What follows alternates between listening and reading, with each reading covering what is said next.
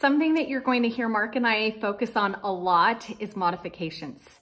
Anybody who's been sitting behind a desk, who's been sitting behind a computer, who's been sitting behind a steering wheel has muscle distortions that are causing your body to not function the way it should. And so even though our brains tell us that we're strong enough to do a certain exercise, our bodies might not actually be strong enough.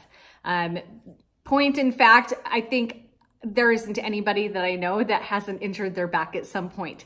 So modifications are key, and listening to your body and knowing the needs of your body are key. I can tell you to do something and it may sound like a good idea, and you may have been working with me for 6 weeks, and then I assign an exercise to you that you're like, I don't think I'm ready for that. Listen to that, please.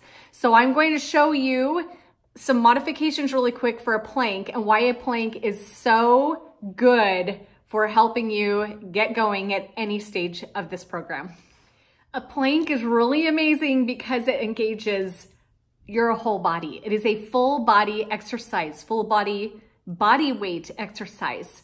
And it's something that strengthens your shoulders, it strengthens your core, it strengthens your legs. So a plank is awesome. There are some caveats to that though.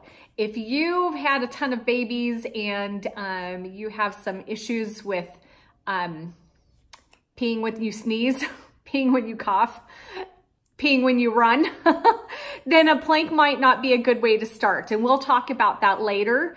But a plank is really fantastic for working your full body. It's going to strengthen your core specifically. Now, something you're going to need to remember is to draw in your stomach and keep everything tight. Do you guys know how to engage your stomach? That's really important. Make sure that you're engaging your stomach, and we'll go over that. Okay, so for correct form, there's 3 things you need to remember, maybe more. First, you need to keep your shoulders down and back. You're going to need to keep your arms directly underneath your shoulders. And then think of singing. If you haven't sung, then you might want to actually put your hand on your stomach to make sure that you know how to engage your stomach properly, but you're going to draw everything in. The important thing is to make sure that you keep breathing through the exercise. So draw your belly button into your back. You're also going to want to squeeze your butt and squeeze your thighs and your hamstrings. Make sure all of that is tight. Okay, so with that being said, let me show you correct form for a plank and a modified plank.